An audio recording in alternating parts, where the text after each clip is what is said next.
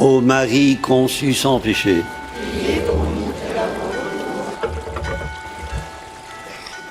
la peur a de multiples facettes. Peur de la mort avant le combat. Tu reine tremblée, dit-on. Peur du temps qui passe en courant. Peur du vieillissement, de la souffrance, de l'hospitalisation, de la dépendance, de la sénilité. Peur de la solitude, des deuils que nous voyons inexorablement venir. Frères et sœurs, la peur des disciples au lendemain de la mort de Jésus est bien caractérisée. Elle est telle qu'aucune des folles rumeurs parvenues jusqu'à eux, celle d'un mort que certains auraient vu déambuler, ne parvient à dissiper. Leur abattement est si grand que même le récit des 2 disciples d'Emmaüs n'y remédie pas. Ils sont encore verrouillés 1 semaine après que Jésus est apparu parmi eux.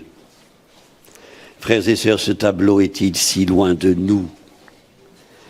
La cruelle actualité broie indifféremment, croyants et incroyants, plonge la plupart des êtres dans le désarroi et la panique.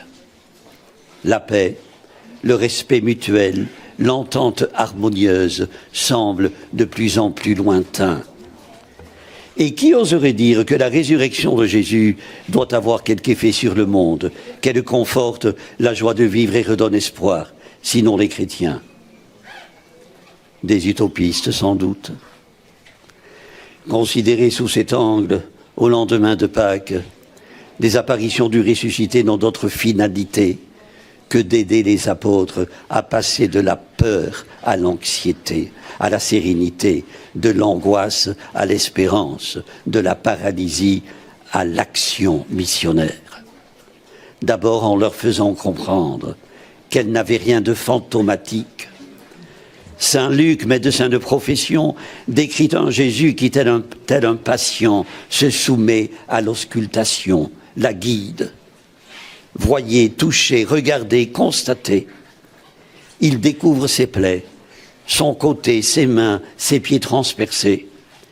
Il autorise à vérifier par les sens que c'est bien lui, le crucifié, qui est là présent, vivant parmi les vivants. Comble des combles, comme si les disciples, saisis d'étonnement, n'osent toujours pas croire à ce qu'ils voient.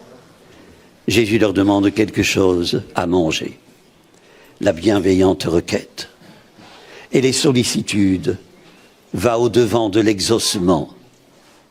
Comme un père, Jésus sait mieux que quiconque de quoi nous avons besoin avant que nous l'ayons demandé.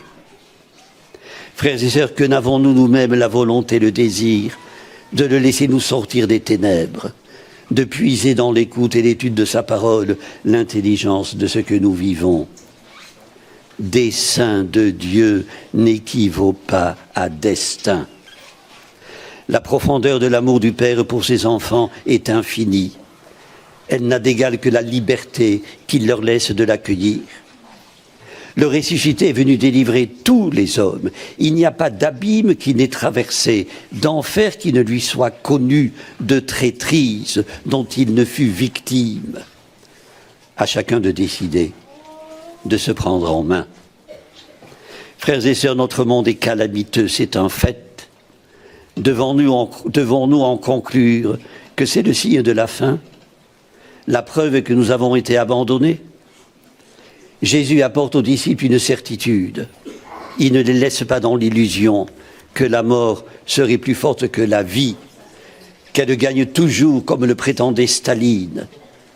Cette illusion engendre la peur, qui est la pire ennemie de la foi, la peur qui oblitère le discernement. Remarquons qu'après avoir montré aux disciples les preuves de sa résurrection, qui sont les marques de son sacrifice et de notre rédemption, Jésus se fait auprès d'eux l'interprète de la parole de Dieu, ouvrant leur intelligence à la compréhension des Écritures. Mais il faut du temps pour s'habituer à la présence du ressuscité. Il faut de la constance dans la foi, de l'étude sans doute, et beaucoup de prières. Entrer dans le mystère de la résurrection n'est pas facile. À Pierre et aux apôtres, il faudra 40 jours et l'illumination de l'esprit. Frères et sœurs, toute représentation d'un Dieu qui n'écouterait pas les suppliques, qui n'exaucerait pas, qui ne sauverait pas, est aliénante. Celle d'un Dieu distributeur de cadeaux, réservé aux seuls fidèles qui auraient multiplié les offrandes, cette représentation est caricaturale. Celle d'un Dieu caché, omniscient, impitoyable, cette représentation est à fuir.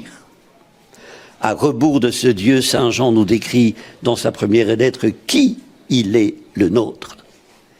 Il est celui par qui le salut du monde entier est acquis.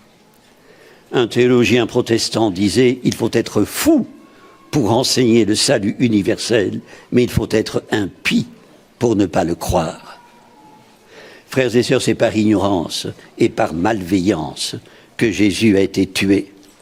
Et pour les mêmes raisons qu'il est aujourd'hui de nouveau sacrifié. Écoutons le psalmiste, Dieu écoute celui qui crie vers lui, le libère de toute détresse, dissipe la peur en lui donnant d'habiter dans la confiance. Dissiper la peur.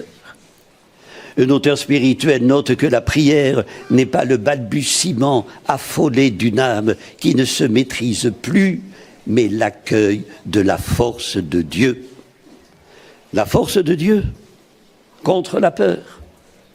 L'expression fait ricaner l'incroyant ou hausser les épaules des sceptiques.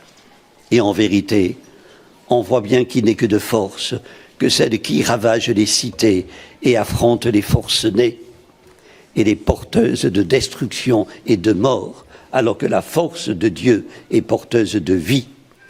Frères et sœurs, puisons en elle notre propre force. C'était pour les anciens une des 4 vertus.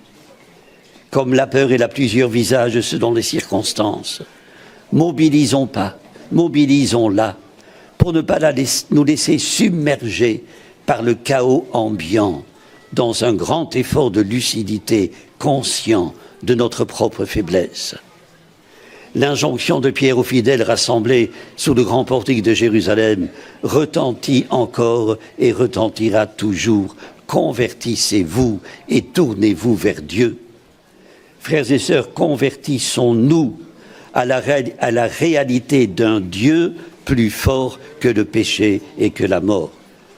Plus nous accueillerons le ressuscité, plus nous construirons sur la pierre angulaire qui a été rejetée par les mauvais ouvriers, plus nous neutraliserons nos peurs, plus nous manifesterons notre résistance. Tel est notre projet de vie. Amen. Prions le Seigneur. Béni sois-tu, Dieu notre Père, pour ton Fils Jésus-Christ. Par sa croix et sa résurrection, tu as accompli les Écritures. Garde-nous attentifs à sa parole et capables de le reconnaître vivant parmi nous, lui qui règne auprès de toi dans la communion de l'Esprit Saint pour les siècles des siècles. Amen. Le Seigneur soit avec vous. Et avec votre esprit. Que Dieu Tout-Puissant vous bénisse, le Père, le Fils et le Saint-Esprit. Amen. Notre-Dame de Lourdes, Priez pour nous. Sainte Bernadette, Priez pour nous. ô Marie conçue sans péché,